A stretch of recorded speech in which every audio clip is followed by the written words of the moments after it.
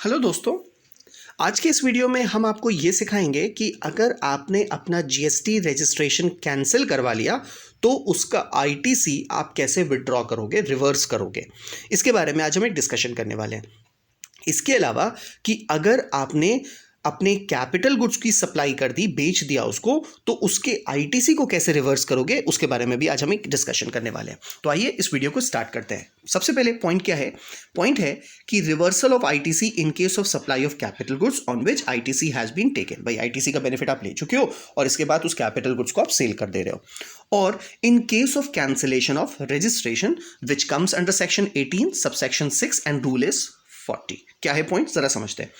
In case of capital goods on which ITC has been taken and supplied outward, transferred or sold, whatever the case is, by the registered person, then he must pay the amount tax which is higher of। भाई अगर आप अपने ITC availed capital goods को आप supply कर देते हो, transfer कर देते हो, बेच देते हो, उस सिचुएशन में आपको कितना ITC रिवर्स बैक करना पड़ेगा? That is higher of. इतना अमाउंट आपको रिवर्स करना पड़ेगा या पे करना पड़ेगा। What is the higher of value?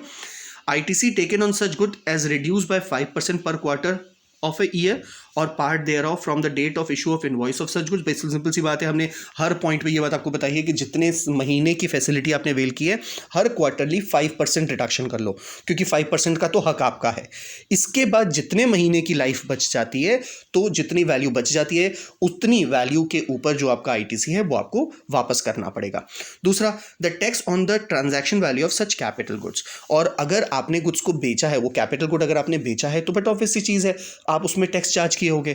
तो जो टैक्स आपने चार्ज किया है या जो 5% रिड्यूस करने के बाद वैल्यू निकल के आती है, दोनों में से जो हायर वैल्यू होगी वो आपको रिवर्स करनी पड़ेगी या बैलेंसिंग फिगर आपको पे करना पड़ेगा गवर्नमेंट को। होपफुली यहां तक की बातें आपको समझ में आ गई होंगी। इसमें एक बात बहुत इंपॉर्टेंट है, समझनी पड़ेगी आपको। इफ रिफैक्ट्री ब्रिक्स, मोल्ड्स और dies, jigs and fixtures are supplied as scrap, the taxable person may not pay tax on the transaction value. तो अगर कोई मोल्ड, डाइज, फिक्सचर्स जैसी तमाम चीजें हैं, एज अ स्क्रैप कुछ है, तो उस सिचुएशन में आपको ट्रांजैक्शन वैल्यू पे टैक्स पे करने की जरूरत नहीं है। यहां पे आपको एक छोटी सी लीनियंसी दिखाई गई है।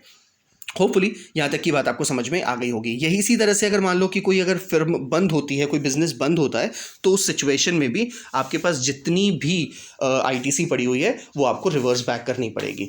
तो ये चीज़ आपको बहुत अच्छे से समझनी होगी कि जब भी आप कभी भी अपने आईटीसी के बेनिफिट अवेल करने के बाद उस फैसिलिटी को विड्रॉ करते हो, तो उसके बाद आपको आईटीसी भी विड्रॉ करनी पड़ेगी। आप ऐसा नहीं कर सकते कि आप पहले आईटीसी का बेनिफिट ले लो, फिर उसको सेल कर दो या ट्रांसफर कर दो या अपना बिजनेस बंद कर दो। ऐसा करके आप फ्रॉड नहीं कर सकते।